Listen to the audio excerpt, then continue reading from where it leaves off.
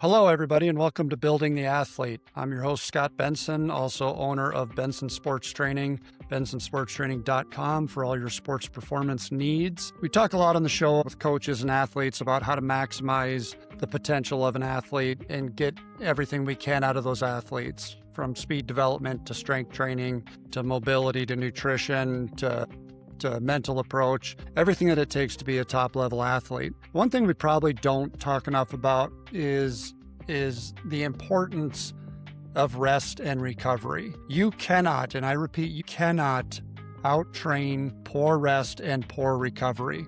That's why I recommend the Certa Eye Comfort collection, designed for full body alignment using graphite-infused memory foam for cooling. Certa has a full range in the Eye Comfort collection, different models that will accommodate all of your needs as an athlete, and I highly recommend that you check it out. The link is on the screen. All right, so today on Building the Athlete, I'm welcoming Fuzz Caan to the show. Fuzz works with the Saudi Arabian Olympic Development Program. He's coming to us from Riyadh, Saudi Arabia. Very interesting conversation about how things are different in different countries as far as athletic development.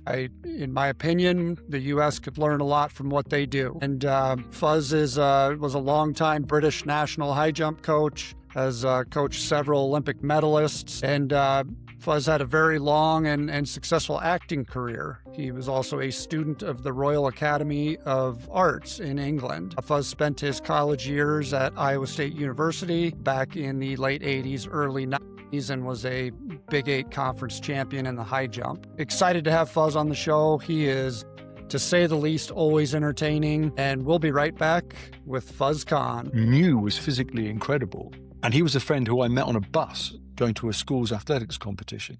And we became friends outside of ever training. We just socialized together. And ironically, when I look back at it, it was very obvious that I had a coaching eye, because I recognized almost instantly this kid was so much better than everybody else, but I couldn't contextualize it. So at 18 and a half years old, he didn't quite pass one exam for himself to get into medical school. And he lives at about 20 miles from me. And I said, well, why don't you come and train while you're resitting this one exam? Because we have a different system in the UK where you're resitting this exam. Why don't you come and train with this amazing 400-meter coach called Mike Smith? And he got in his little yellow Mini and he drove 20 miles 5 times a week. And he started training, and occasionally he would pick me up, and I did a little bit of training with him. That year, he won the European Juniors. He ran 45.2. I then thought, bloody hell, he's just won the European Juniors. And I was pretty good in Europe. I jumped 215, 7'1", but never really trained. So I started training that following winter with him. He then decided not to go to medical school. We then trained, and within a year of us training, we just did body composition to body conditioning work, running, biometrics, no gym. Gyms didn't exist. I'd never seen a gym in my entire life. I trained like a 400-meter runner. He won the Commonwealth Games around 45 seconds, went to the European Championships and 44.6, won a gold medal in the 4x4, was Athlete of the Year, European Athlete of the Year, extraordinary. His name was Roger Black. Now, 10 years later, who you knew, he actually came to Iowa State to recover, because after that, he completely broke. And for 10 years was a broken athlete. He then, 1996, managed to figure it all out and won an Olympic silver medal behind Michael Johnson in Atlanta. Now, in that period, that were my moment in university, in the Commonwealth Games, I met somebody who said, I'm at university in America. And I was like, what's university in America? How does that work? I was then given a scholarship. I think I got a phone call 2 days later, and the following Friday, I was at Iowa State. I didn't even know where Iowa was. I had no idea. School had already started. I turned up. The coaches said, you've had a couple of weeks off. Here's a gym. Go and lift some weights. I couldn't lift 50 kilos. Yeah, 50. It was 50. No, it was 40K. So it was 220s plus the bar. No, 210s plus the bar. It was 40K. I could not lift 40K. And I jumped 7'3". Now, ironically, that still became my PB, because within a year of being in America, I was catastrophically injured. So that system of long-term athletic development created something really elastic within me, but then being put into an environment where there was not much athletic development, I wasn't robust enough or technically astute enough to benefit from the load that I was given. So by the time I graduated 4 years later with a degree in filmmaking and 4 major surgeries and a lot of fun with you guys. I came back to England, coached myself to an extent, and got myself back again. And at that point, I decided I wanted to become an actor. So I retired from sport completely, went off to the Royal Academy, auditioned for Riyadh. I'd never done any acting in my life, got into a very famous drama school, and that is where I learned how to coach, because they coached from the inside out rather than from the outside in. And it made complete sense to me. And then that became my philosophy on how to coach, from the inside out. Coach the athlete first, the event second. Coach the athlete first, the sport second. So what is that person's attributes? What do they have? What are they lacking? How do I make them more robust? What's their predisposition? What do they like? Do they like pressure? Have they got speed? Is it to do with coordination? Have they got finesse? Whatever it may be, I'm very interested in that little area and maximizing the potential of the individual. So I then have a very different view of what athletic development is from a world perspective. I think the British perspective is awful. I think the American perspective is a disaster, because everything's geared towards getting academic scholarship, sports scholarships to go to university, because education is so expensive. It's not really about long-term athletic development. It's about getting free education. I think there's a more interesting method if you have a resource and money to do it, but that's a very long-term project and requires a vast amount of resource, especially in Olympic sport, with almost zero return, because Olympic sports don't make money. So it's very fascinating as an observer to see. And so in Saudi Arabia, we have a resource, but we don't have a history. So we're building structures that potentially are an amalgamation of all the best bits. We're making competitive environment. We've got good genetic talent. We've got a very young group of people, but there's no real history there. So we have to start really, really in a different way. Now, obviously, the people who pay my wages want some return on their investment, but we won't be able to return on that investment for probably 3-4 years minimum, because the 13 and 14-year-olds that we can affect the most are going to be 17, 18, 19 in the future. So the long-term view, that system is more sustainable if there's financial incentives to create that. So in 10 years, countries in the Middle East with a good gene pool who spend resource on it and not looking for so much of a return from a professional idea, but from a global idea, as we represent Saudi Arabia or we represent Qatar, or whatever it may be, whichever country it may be, you will produce long-term results. And then your point about maybe the American system, people are overtaking it. Maybe. But America has the biggest advantage over everyone because it has the best gene pool. Now, if Africa, and I should use South Africa, Botswana, Kenya, to an extent Nigeria, if you could find the best gene pool out of those countries, which is very similar to the gene pool in America amongst the African Americans, then if Germany does it, you'll get the same thing in the white population. And if Scandinavia sort it out, you'll get the same thing, because there's a predisposition for big, strong boys and girls over time to produce great results. So it's very interesting for me to observe. It requires an awful lot of money, an awful lot of time, and very little return from a financial perspective. But from a nationwide perspective, it could be remarkable. It could be absolutely remarkable if the bigger Middle Eastern countries could organize themselves. That's a very long way of answering your question. In America, it's so financially driven.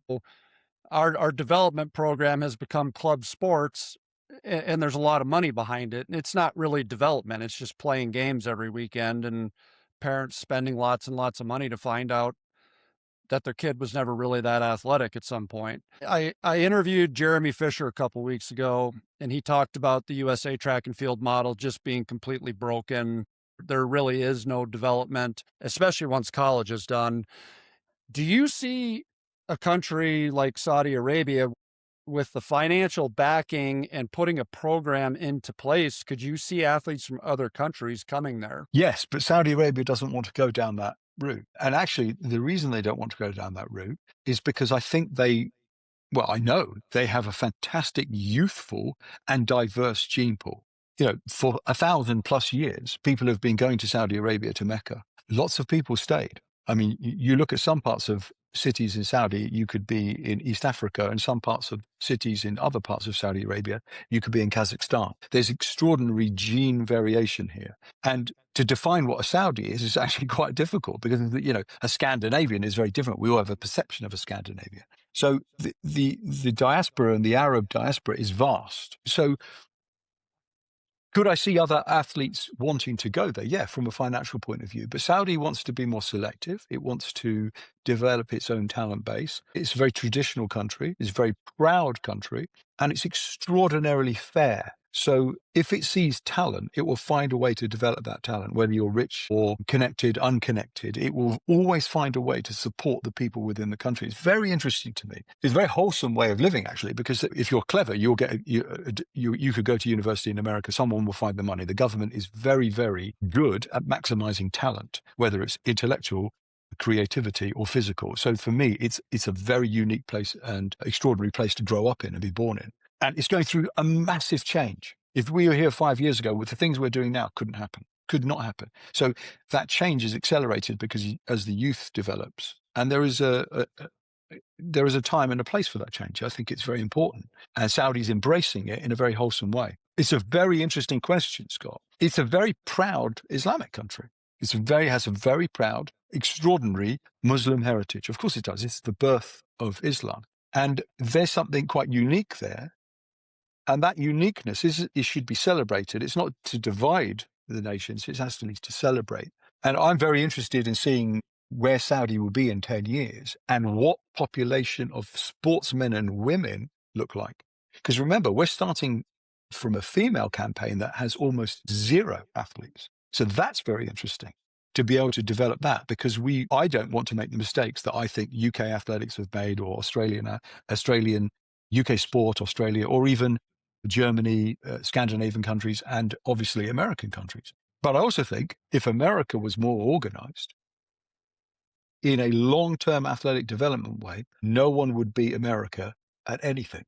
Zero. Because the talent you have in America is astronomical. The environment you have to teach that talent is astronomical. The development from 18 to 22 at university to develop your skills before you get onto an international stage is extraordinary. Extraordinary. That incredible quality they have there, I don't think gets recognized, and I don't think it really is maximized. It's always surprised me that private institutions haven't picked that up, because they're superstars who retire at 22 years old and go and work in a bank. But they could be Olympic champions in various sports if they just had the time to mature from age 22 to 25 to 26, because some athletes take longer to mature. And I think there's a huge loss of talent. And I saw extraordinary athletes in America who never did anything, ever.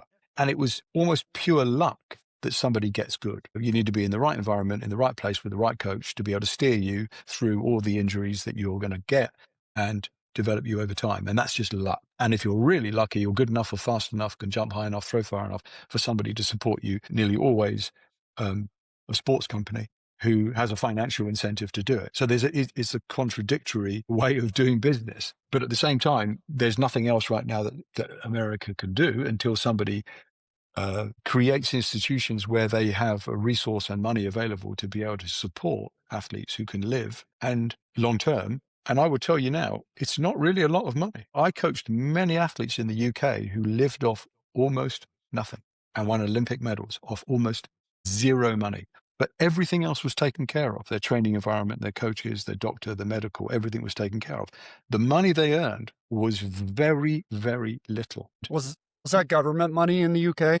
Well, it was lottery money, actually. It was from the national lotteries. The government would say, yes, it's government money, but it was lottery money. People pay the lottery, a certain percentage goes to the arts, a certain percentage goes to the development of sports, and a certain percentage went to the development of sporting environments, stadiums and indoor facilities, etc., and rather like art galleries as well. So it was divided up in a very healthy way. But the amount of money is tiny.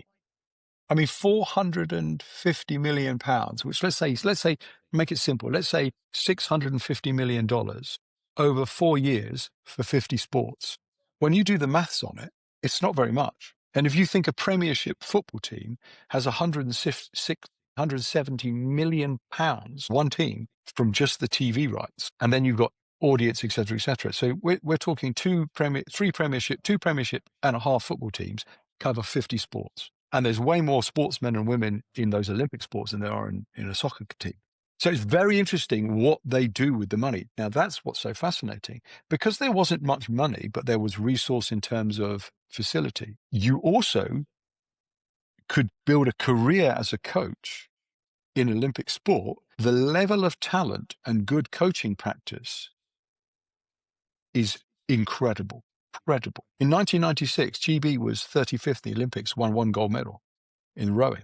In 2000, I think it won about 8. In 2004, I think it was about 16. In 2008, it was about 22 gold medals. In 2012, they were 3rd in the Olympics. In 2016, they were 2nd in the Olympics. Only America beat GB. How? Because that level of coaching, that good practice, went all the way through. And so you were able to not just develop great athletes, but more importantly, you had great coaches in really good sporting environments, which had fantastic support services. Now, interestingly, I'd say much of that talent is being eroded and goes abroad.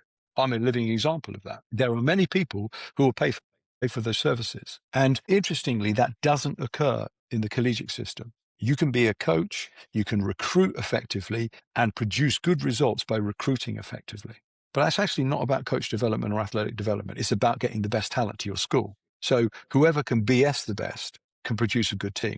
And I genuinely mean, and I mean this with no disrespect, there are many American coaches who have great results because they've got great athletes. Nothing to do with their ability as coaches. They've run the same program for 25 years.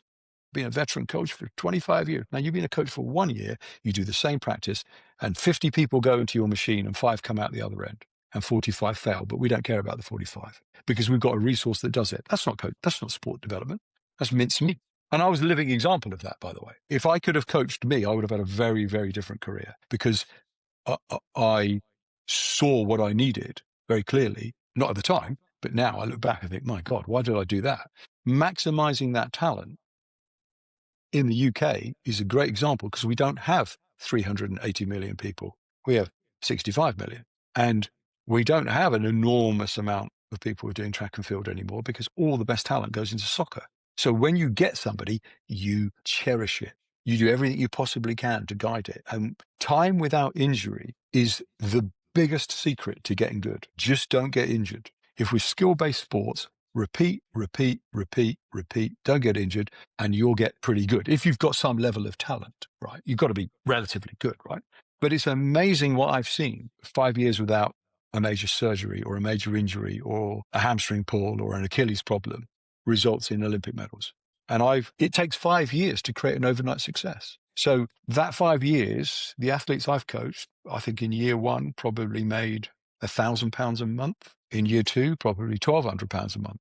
In year 3, 4, maybe £1,500 a month because their level went up. And by the time they got really good and won Olympic medals, they were taken off lottery funding because they were earning so much money, they didn't need to be funded anymore. Ironically, you get good and then they take their money away. Now, it's extraordinary to me how little money goes into Olympic sports. It's extraordinary. And I've worked in football academies, soccer academies. It blows my mind how much talent is lost in soccer academies because they're not individualized programs. They're generic big programs. And that's a great example of like the collegiate system. It's sort of like the collegiate system. We just throw loads of people in, press a button and see what comes out the other end.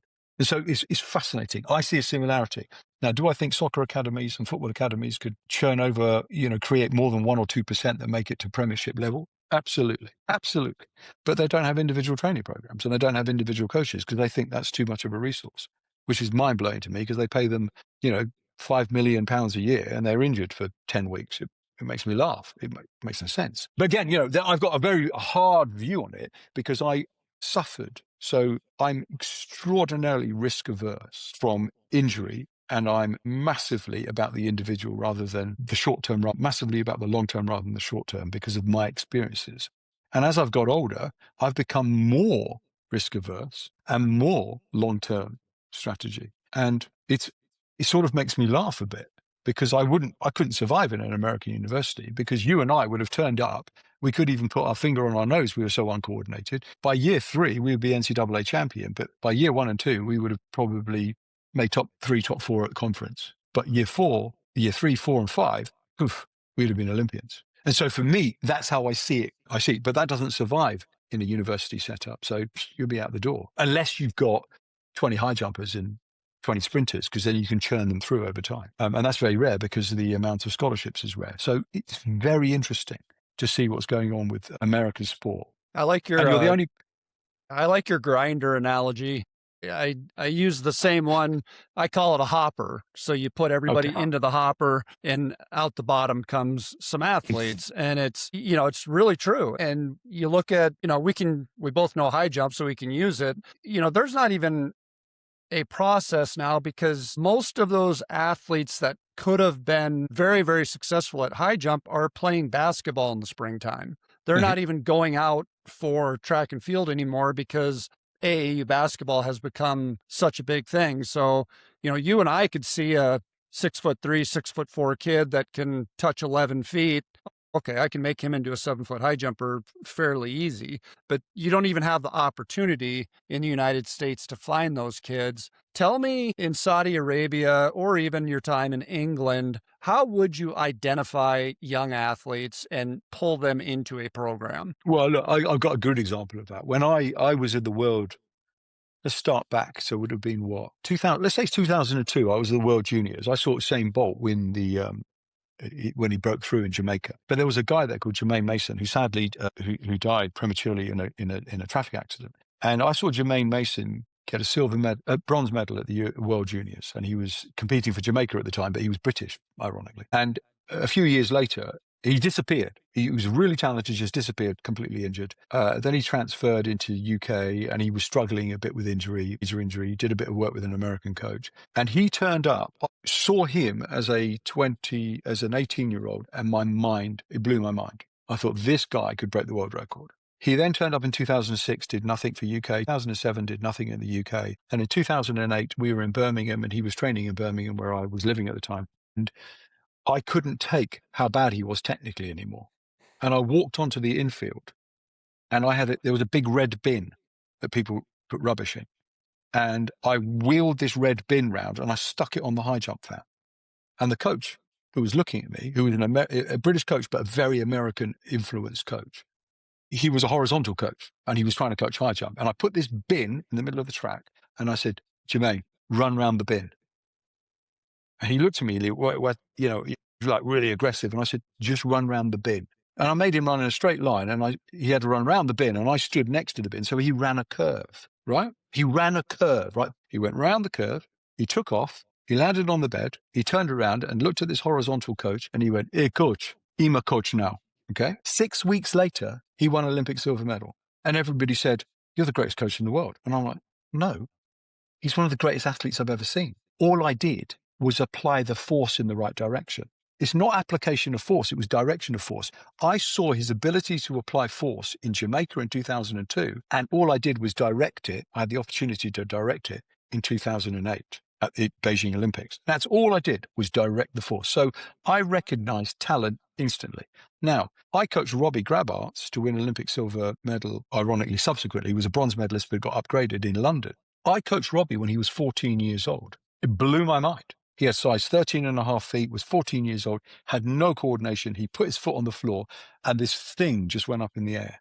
He had no idea what he was doing. I didn't get hold of him to coach him until he was 22 years old. And 3.5, nearly 4 years later, he went from 85th in the world to number 2 in the world because of that 5 years of work. Now, I didn't get hold of him, but I could see that extraordinary talent at age 14. Now, I'm not saying that I was the reason he became good, but all I did was allow him to direct that extraordinary capacity. So how do I spot it? It's about ability to hit the floor. It's about the way you move your body, how you move in space. It's very interesting to me. I could tell you now, you had it. Darwin van der Hoof had it. I had it. We had it in spades. We just didn't know how to direct it. So we all had the capacity to get scholarships to go to university in America, but nobody directed us. It's not as unique as you think it is. It just needs to be developed and honed in the right direction. And that's the bit I find so interesting.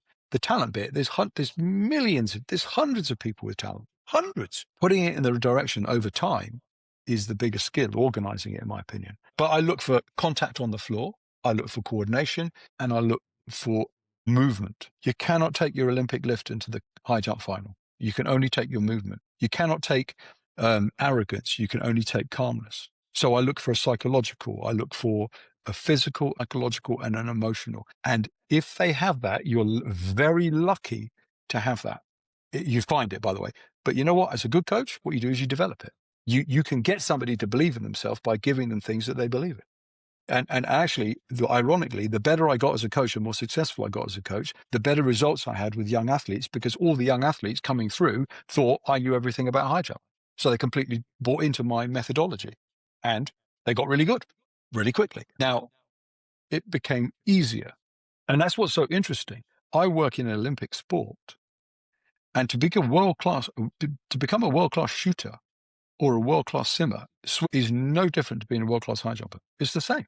High performance is high performance. You got to train 5 hours a day, 5 days a week for 5 years, and you get good. To get world-class, add another 5 years to that, because there's no shortcuts, because everybody out there is working really hard. And Usain Bolt, I saw aged 15, and I thought, he's God. It took him another 6 years to manifest into Usain Bolt. He was unbelievable. I've never seen a human being like it. I could see it at 15 years old. And everybody has said, this guy, you wait till you see this guy run. I'm like, what? This tiny little skinny guy. Incredible. But that was so obvious there. And I was driving home in Riyadh about a year ago, and I saw a guy riding a bike. And I looked over at this kid, and he was Usain Bolt looking. He took off on this bike faster than all the cars and disappeared down. I tried to follow him. I couldn't find him. It still haunts me to this day. What happened to that kid? When I was in Birmingham, I saw a guy jump over the canal in Birmingham. He was running and he jumped over the canal. I chased this. I lost him. That haunts me. There's talent everywhere, right? Talent everywhere. But the magic is being able to get them over time in the right environment with the right attitude, and off they go. And it's fascinating. The universe blesses you if it gives you a bit of talent. But yeah, it's fascinating. To answer your question, I think the idea of that connection to the ground, that movement in space, and that sort of emotional understanding of who you are and where you are is magic. But I also say great coaches allow that to develop. They let athletes fail. They let them get good. They're hard on them when they need to be. They are soft with them. They walk around with their arm with them to console them when it goes badly. They develop them over time. And I think that's as interested as that connection off the floor or that movement or that emotion, because you've still got to develop all of that. Nobody is fully made, not one person. Today's episode of Building the Athlete is brought to you by Branded Bills. If you're like me, you live in your hat, at work, on the field, in the weight room, and everywhere in between. Branded Bills makes premium, high-quality hats that actually fit right and hold up to the grind. Clean, everyday styles that are built for athletes and coaches who demand more. Check out Branded Bills and upgrade your headwear game today. There's a link in our bio for 10% off your first order. So in Saudi Arabia, is there a specific identification process where you're looking at all 14-year-olds, or is it that's kind of more random, because, like you're saying? Well, there is, but it's very hard to organize it, because Saudi Arabia is the 9th biggest country on earth. It's enormous, but only has 35 million people. So actually getting to all those people and being able to create environments is quite difficult. But it also is probably the most digitally up-to-date country I've ever seen. You do everything on your phone, everything, right? I got a parking ticket today and I knew I was going to get it. I was late for a meeting, so I parked the car and it didn't matter. And boom, within 20 minutes of being in there, my phone pinged, you have a parking violation, right? I thought it was hilarious because I knew I was going to get it, but I couldn't be late to this meeting. It is so connected. Interestingly, Saudi Arabia is in the process of PIF, which is the Public Investment Fund, have invested in a company called Humane, which is an English company, which is AI. Now, if Saudi Arabia get it right, that AI will be able for every school teacher in Saudi to be able to video a kid, and it goes to the cloud, and that with the right tests. This isn't just soccer, this is sprinting, this is jumping, this is throwing. With the right tests that are created, you'll be able to see who can produce force. Now, AI will revolutionize talent ID. Whoever invests in AI in America will revolutionize athletes because they're everywhere. And also they will identify the right athlete for the right sport. So those 6'3" basketball players who are not high jumping are going to go to a minor college to get maybe a bit of a book scholarship. But actually, if they went to track and field, they could get full ride, go to the Olympics, and probably get a career and significant money from it, because you have to be in the sport that's right for you, not just, because everyone wants to play soccer in England. But actually, the reality is not everyone can be a soccer player and not everyone can be a basketball player. So there are sports out there that are perfect for you. And right now, GB has a great example. The guy who won double Olympics in the skeleton bob, he was playing rugby and he was a taekwondo player. He went on a UK sport identification weekend and they said, you're going to be perfect for skeleton bob. Guess what? He's a double Olympic champion. Now, he's done that in a pretty short period of time because his body's predisposed for it, but it takes a really skilled group of people to be able to say, that's the sport for you. And it also takes an incredibly unique individual to be able to say, that sport is for me. I'm going to commit my life to it for the next 5 years. And good luck to this guy. He's extraordinary what he's done. But again, for me, it's really fascinating. I think AI will identify whoever does it effectively. Schools could do it.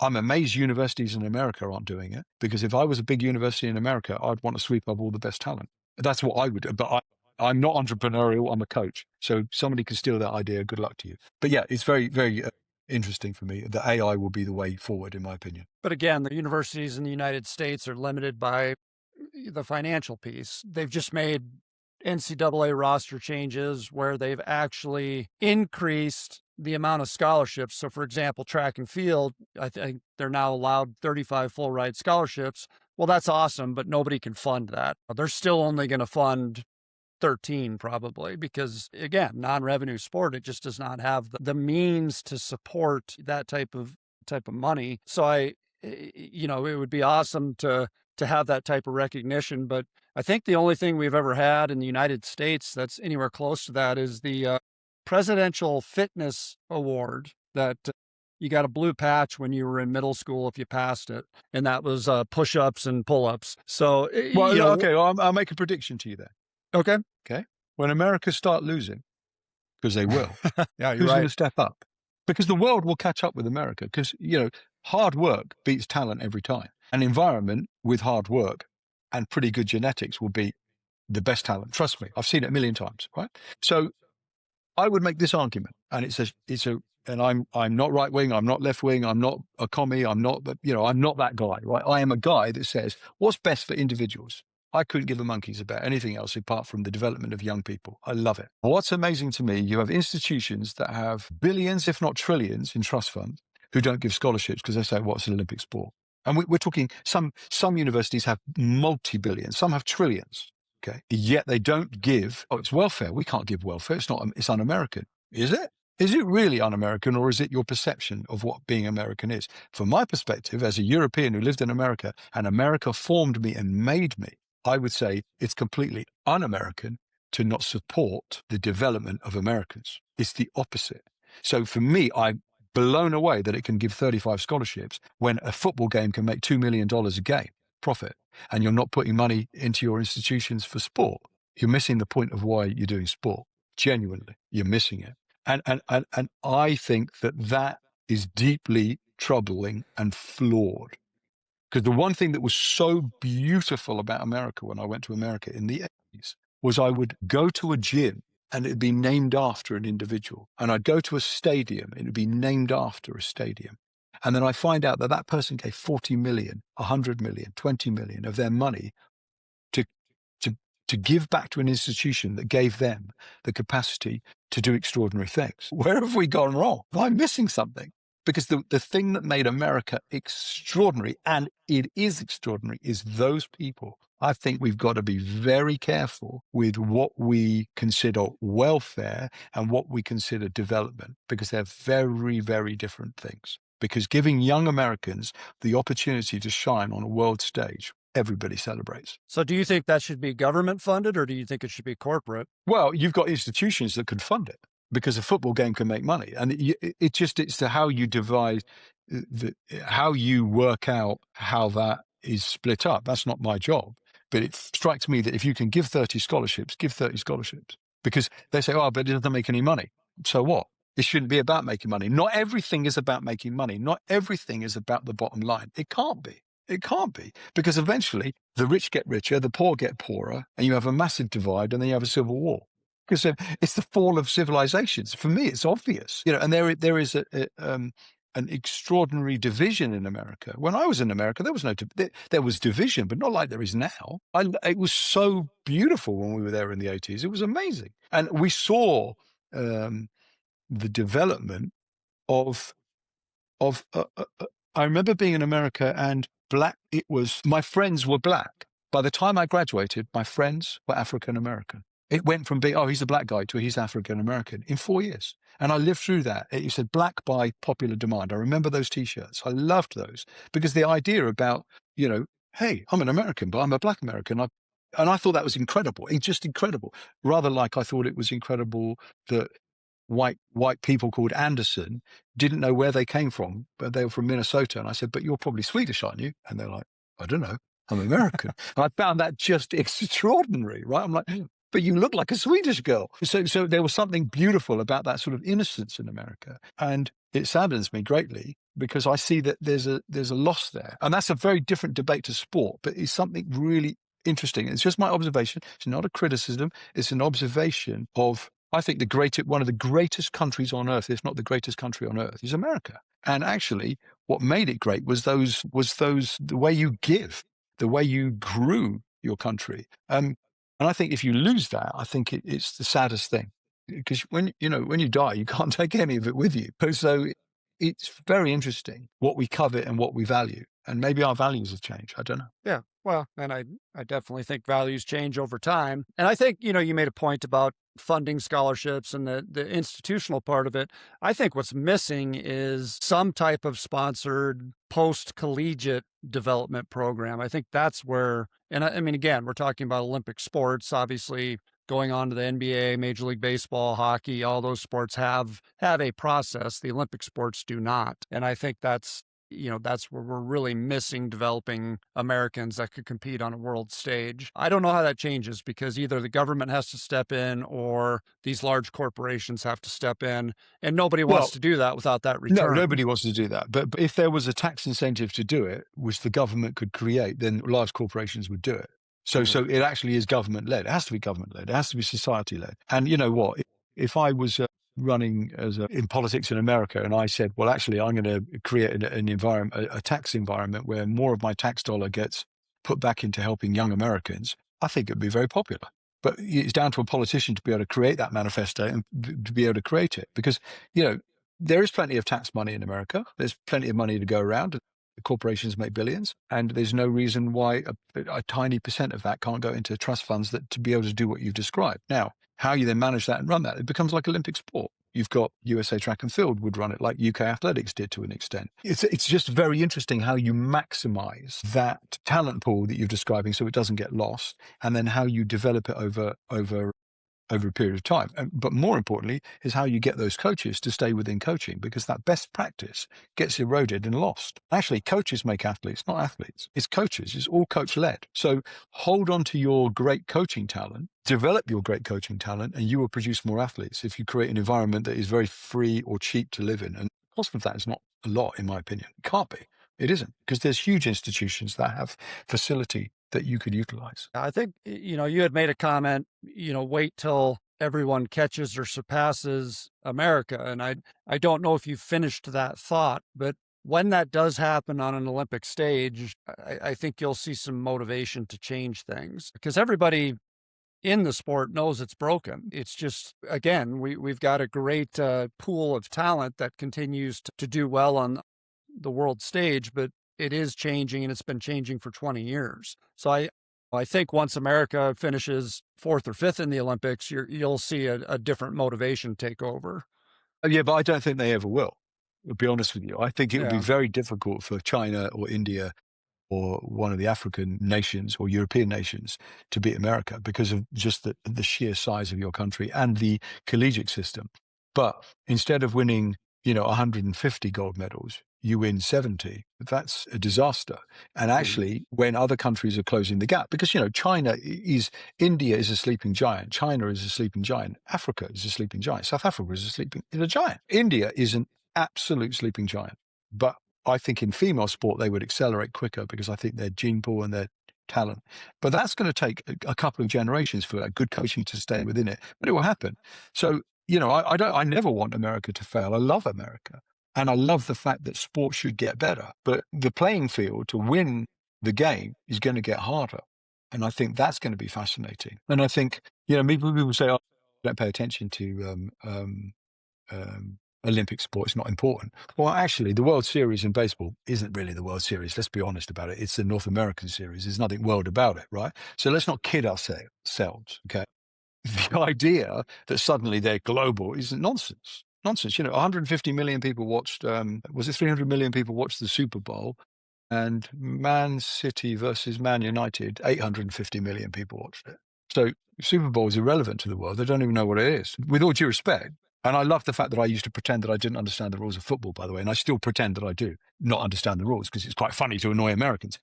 The idea that it's this global behemoth is nonsense. Soccer is. Football is. It is by far a different level. You do not go around the world. Wherever you go around the world, you'll see an Arsenal, a Real Madrid, a Barcelona, a Liverpool, a Man City, a Man United. You do not see, maybe you see a baseball cap or an emblem of an NBA team, but you don't see all the other stuff around the world. People haven't got a clue. Some countries do, but around the world, it's football. It really is. And it makes me laugh a bit. But again, I've seen some of the greatest sportsmen I've ever seen in my life have been American football players and American athletes. My mind has been blown when I see the talent that I've seen in America. I mean, I think I've seen some talented people. Oh my God.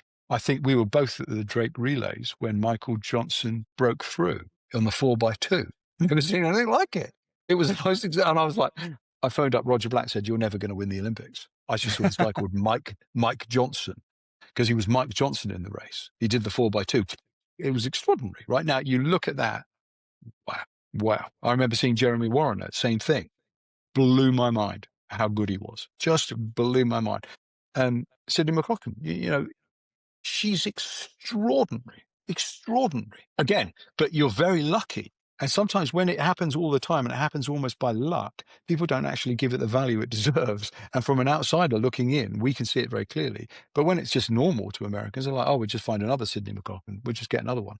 And eventually that will dry up. I hope it doesn't. I hope it doesn't. Really don't, because I love sport. So I hope the talent pool gets developed in a slightly different way, and entrepreneurs and big business recognize that there's a corporate and a welfare side to their billions. And it would be something. It doesn't take a lot of money to change a system, especially if it's in a trust fund. But yeah, look, I find it fascinating watching. I have no influence over the outcome, but I do find it fascinating and slightly sad for me to see things being eroded, because your country made me. So I owe it big time. Yeah. I know the U.S. has spent a lot of money globally to enhance the popularity of professional basketball, professional football, all of those, the big revenue sports. Back in our day, I remember talking to you and the rest of our international athletes about how big track and field was in England and in those countries. And, you brought up Roger Black before. I remember Roger came and stayed at the house on Lincoln Way with me. Sure. And, I remember him telling me about his Mercedes and his big house and, all these things he's acquired from track and field. Is track and field still that popular? Has it changed? Football is soccer. And ironically, people think soccer is an American version, but actually soccer is an English word it's English. It's association football. It's what posh people in England called football.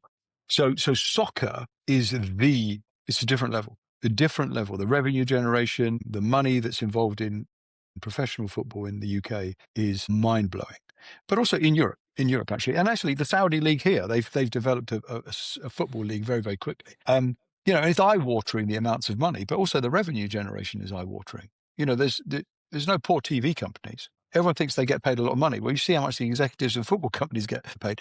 There is a huge incentive to promote soccer worldwide, and the Premiership is the biggest by far. Now, it may not generate as much revenue because the NFL and all the other merchandising, there's huge merchandising rights for there. And I personally think that soccer is undervalued in UK. I think it's worth more, and I think the money will go up even higher. So in terms of the young inner city kid who wants to be a sprinter or the big, tall, physically imposing guy who wants to be a high jumper, well, they're either going to go to be a goalkeeper in football, be a striker in football, or go and play rugby, because there's a lot of money in rugby as well. Not as much as football, obviously, but there are many more sports out there where you can make a very good living from your physical skills. And I would like to think that if I was the person I am now, born, 15 years ago and was a young kid, I'd be a Premiership goalkeeper because I liked physicality and I could jump higher than everyone. So, I could do everything. I was like a gymnast and I liked physical altercation. I liked the physical side of it. I would have got myself bigger and stronger and I'd have been a professional goalkeeper. The end. I would never have been a high jumper. But there was no interest to be a goalkeeper because who wants to be a goalkeeper? You get freezing cold and you get paid no money. Now, different level. Yeah. Well, I think when I went to America, I think the average football player in Division 1 was on between 500 and about £800 a week. The average football player in England in the Premiership is between, I think, £5,000, £35,000 a week. So you suddenly go, oh, it's incredible how much they earn. So why would you want to be a high jumper who earns no money? Of course you don't want to be. But yeah, so the popularity is not there. But I also say this, is that every great track and field athlete I've ever met was never going to be a football player, was never going to be a rugby player. They just wanted to do track. There was something about the individual excellence that drew them towards being in athletics, track and field athletics. I remember very clearly playing football and being very good in a game, and then it came to a penalty shootout, and I saved 4, but let one in, and we lost. So they scored 5, we scored 4 in a penalty shootout. I remember coming in to school and the PE teacher saying, I heard you threw the game away. I never played football again. I went and became a high jumper. Because when I became a high jumper, it was on me. And also, I didn't like the horrific statement he made. I thought that was deeply unkind. I did everything I possibly could to save the team. Now, when you become a high jumper, the bar falls off. It's on you. There's something quite beautiful about keeping the bar on. And also it's about a psychological interest as well.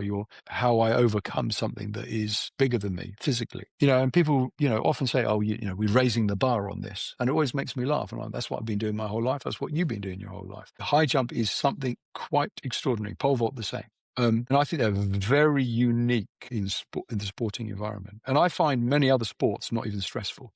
And when I became an actor, I remember being on the side of a big theatre in New York or a big theatre in London and looking at my fellow actors, and they're all terrified. And I was thinking, why are they so scared? And of course, they're scared because they're going to go on stage. For me, I was thrilled because I was about to perform something that I rehearsed, that I knew the outcome, and I knew no one was going to try to beat me, and I knew no one was going to try to do a shenanigan against me. I was sharing an experience together. I was joyful of that, because I liked that in track and field, and I gravitated towards that as an athlete.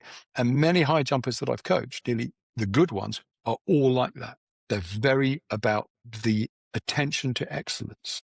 And they've often gone on to be very successful in other areas because that attention to detail and that overcoming that adversity, that remaining calm under pressure, you have to be at your best at the end. You've got to be at your most relaxed when you're at your most powerful, is a brilliant metaphor for other aspects of life. And you're able to take those skills that you've developed without thinking about it into other areas. And I personally think in business, one should try to employ as many ex-sportsmen as possible because they know what pressure is. And that's why I think putting 30 scholarships for track and field is important, because you've got 30 more good people in your workforce.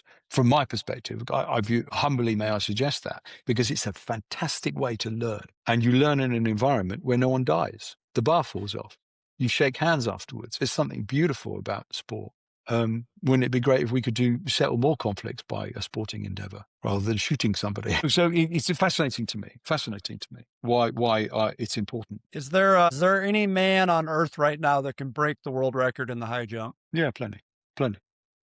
Who's closest? Well, look, I love Mutase Sebastian. Love him. I love him. He's one of the most extraordinary men you'll ever meet. I mean, genuinely unbelievable. He's like Mandela-esque in his diplomacy, his ability to control an audience and a crowd. He's a unique, extraordinary man, but he should have been the world record holder. And he wasn't the world record holder because he just wasn't technically good enough.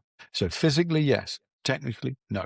And he will say, oh, I did my best. I'm not criticizing you. Jumped 243. Unbelievable. You are unbelievable. 3-time world champion, 3-time Olympic medalist. Probably one of the greatest sportsmen I've ever seen in my life. But he should have been the world record holder, and he should have jumped 248 and maybe even close to 250, in my opinion. Now, is there another Mutasesa Basham? Of course there is. There's one right now, probably in Chicago.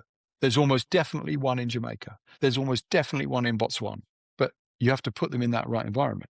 And that's the magic. That's the universe putting you together. Now, your point was there. If you had more institutions that invested in Olympic sports, you'd have more saying that you'll have more Mutas Esabashams. Now, he's very extraordinarily lucky. He's from a country in Qatar where they built a long-term athletic development program through Aspire Academy. And from the age of 10, he was developed almost within a Russian system of acquisition of skill and athleticism over a period of time. He jumped 181, 211, 230. It's pretty good progression. But you know, that was 5-6 years of physical development, motor skills, coordination, flexibility, mindset, all of those things he had, and he was privileged to be in the right place at the right time. But he should have broken the world record. And right now, out there right now, I think if Hamish did a few things differently technically, he could jump 240 comfortably on a regular basis. I also believe that Derek Drouin, when he jumped 225, was the highest jump I've ever seen anyone do in my life. It would have cleared 250. In fact, I know it would have, because my athlete, Robbie Grabarts, was standing on his mark, and as he ran up to a bar on his first attempt at 225, he thought, shit, I can't beat him, and failed it, which cost him an Olympic medal, because he was 4th on countback. Because he couldn't believe how high Derek was. He was over the bar by that much. And that was 225. So have I seen athletes capable of doing it? Yeah. If Derek didn't have a bad back and was a bit luckier in certain areas, because I think, it's luck as well. And Mutas was a bit of luck because he had injuries as well. When he started to get good, he hurt his foot. It sounds like I was being very critical of him. I'm not. I'm saying that I think he should have broke the world record. I think Drouin could have got close to it. And I also believe that Hamish Kerr has the capacity to do it because he's got the right combination of speed and elastic quality. But he's got to sort his run out, and there's got to be a consistency. And the world waits for nobody, because eventually someone will figure out how to do it. You have an American guy whose name has just jumped out of my head, who's a long jumper and a high jumper. Juwan Harrison? Yeah, I mean, with all due respect, please, with all due respect, how is that guy not a 240 high jump on a regular basis? Yeah. And I don't know him. I've never met him in my life. He doesn't know who I am. But trust me, you should be a 240 high jumper, and you're not, because you're technically not very good. And that maybe sound horrible, but it's a fact, because you can't jump 830 and 233 in the same day and now jumping less. It makes no sense. So it could be injuries, but why are you injured? It could be your coaching choices. Yeah, but why did you choose those coaches? But so you need that magic ingredient of the right coach in the right environment. And personally, in my opinion, America should win the long jump, the high jump, the triple jump, the pole vault, and not the pole vault anymore, but the long jump, the high jump, and the triple jump in most Olympics. And they don't. In Beijing, I think you had one Olympic finalist in those 3 jumps, which made no sense, because the gene pool and the talent pool is extraordinary. The technical sharing of knowledge wasn't so. And that to me is, well, I mean, they've made amends afterwards, because they've obviously done amazing things subsequently. But it's more luck than judgment, by the way, without being critical, because it is luck. And it shouldn't be luck. There should be a system in place. And that system, if you can produce extraordinary education and extraordinary science and extraordinary, what's the right word I'm looking for, where you develop tech, you've got the great minds in the right environment, and it just produces more and more and more and more and more, right? Well, why can't you do that for sport? Right. Of course you can. So it isn't because there isn't the will. I think there's just not the way. And look, I'm not being critical. It sounds like I'm really critical. I'm not. They're my observations.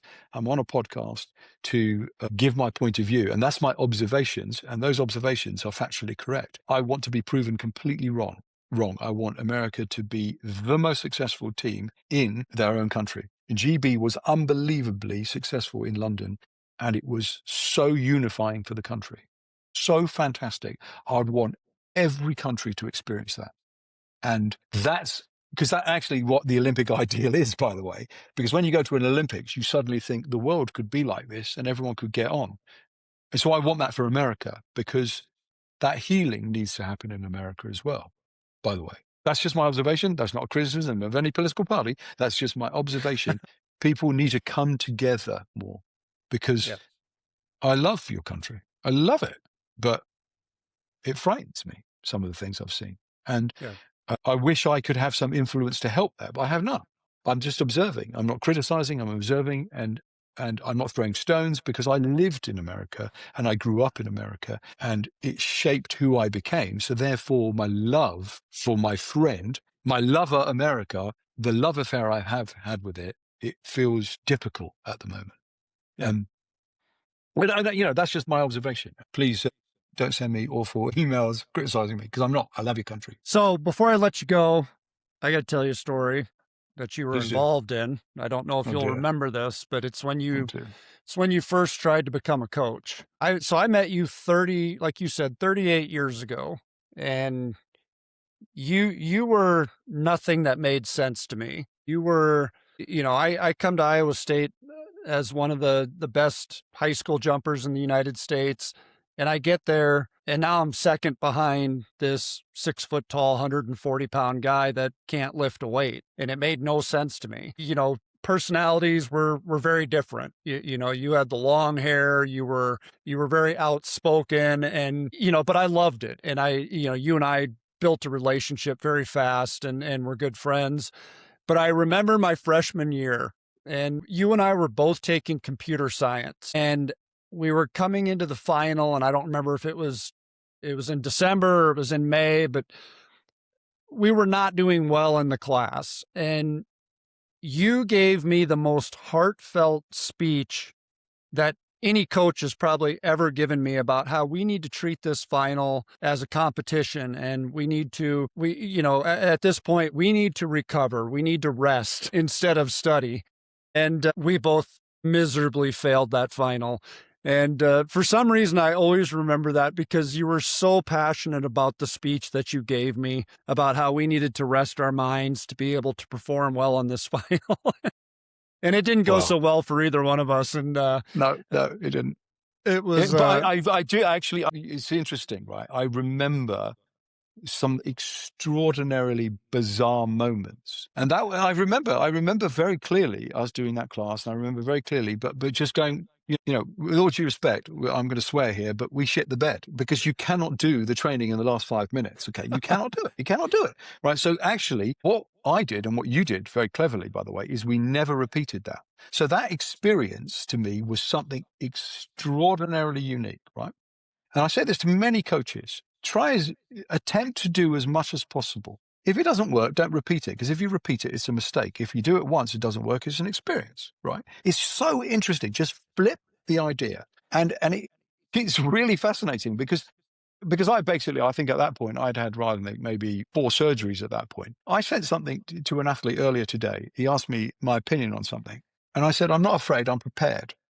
Right, which I think is such an interesting thing. And I said, trade fear for faith. And so what I do as a coach is that I traded fear for faith, and I was always prepared, because I wasn't prepared for that class. I wasn't prepared for the injuries. I wasn't prepared, but I never repeated that mistake. So when I auditioned for the Royal Academy, I did a school play 10 years before. I got into RADA. 3,000 people applied. I'd never done a play. I did a school play. And when I got there, they said, you're like a professional actor already. Am I? Well, because I used the philosophy that I used as an athlete, I put into being a drama student. I just worked so hard. And then I realized nothing is better than hard work. Now, if I can create an environment for an athlete, if you and I could have gone back 2 weeks from that computer class and sat every night and studied for an hour or an hour and a half, we would have aced that class, because we were both smart. But it wasn't organized. So all it was we weren't organized. There was no point in killing ourselves, because we screwed up. We learn from it, right? So we get better. You go on to life, become successful in other areas. So for me, that's what I found fascinating. I also remember the adversity and being injured. I remember when I had to have that other surgery, and I remember you guys rallying around me in the most gentle way to go, you'll be all right, mate. You'll be okay. You'll be all right. It's just a little knee surgery. It's just a little ankle surgery. It's a little cranial surgery. It doesn't matter. You'll pull through. And actually, looking back at it, it was ridiculous. The optimism was ridiculous, but we did. We survived every single one of those things. We went on. Okay, did I fulfill my career as an athlete? No. But boy, am I fulfilling my career as a coach? And so actually, all of those extraordinary experiences enabled me to make better decisions later on in life. And I think your story resonates with me. I came back from America and I had no friends because I'd been away for 4 years and I went back to my small little town and I didn't know anyone. I was coming back from a training session, a practice session late at night, about 10 o'clock at night, and I drove past an old house that I used to hang out with a friend of mine. And I thought, I wonder if the Templetons still live there. And so I parked the car, walked over, knocked on the door, and this extraordinarily beautiful woman answered the door. And I looked at this girl and I said, Susie. And she went, Fiaz, because they would call me Fiaz. And I said, like, when I left, she was a plump, short-headed boy in my head, right? She just blossomed in this extraordinary woman.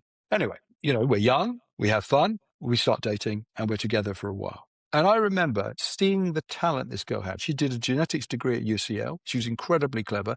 She was one of the most talented artists I have ever seen in my life. And she could make anything. She could design. She made me a egg cup that looked like me. She made a coat from rags that people would go, where did you get that coat? She was a genius with a needle and thread and able to do things with her hands, and she had extraordinary vision. And our relationship petered out, and I saw her a year later, and I said, Susie, what are you doing? Oh, I'm working in a bank in London. I'm like, really? But you're the most talented person I've ever met. Why don't you go into the arts? Well, I don't know. I'm going to go to RADA. Are you? Yeah. I'm going to go and become an actor. And something clicked between us at that little moment where we had a conversation. I said, I'm going to go become an actor. And then I got a call from her brother, actually said that Susie's now applied for art college and she's going to go and study animation. 3 years later, her first piece of work she ever did won a BAFTA. 5 years after that, her second piece of work she ever did, because stop frame animation takes time, she won an Oscar. Okay. Her name is Susie Templeton and her piece was called Peter and the Wolf. Talent recognizes talent, whether it's athletics, whether it's art. I recognize that in Robbie Grabarts. I recognize that in Jermaine Mason. I've recognized that in every good athlete I've ever coached. And I went to RADA with people who've been nominated for Oscars.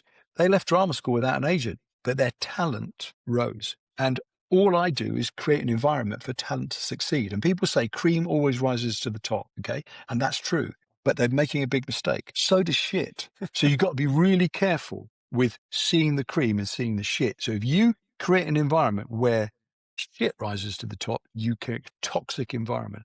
So you've got to create the right environment for cream to rise. And so for me, that little moment that you had that conversation wasn't some inspirational speech. It was heartfelt because I said, there's no point. There's no point in doing this. We've got it wrong, right? Now, we learned from that. And I love the fact that you remember that. I faintly remember where we were. I love the fact you remember that. But also, there were many other things where I was at my lowest point and my teammates embraced me and supported me. And I never forget those moments. That's why that intrinsic love for the American system is there. And that's why my time in America is so precious to me. So when I say it was my love affair, it was. It destroyed me, but it also made me. So it's very interesting that you said it. I didn't answer your question, but I went off another tangent. Sorry about my tangents.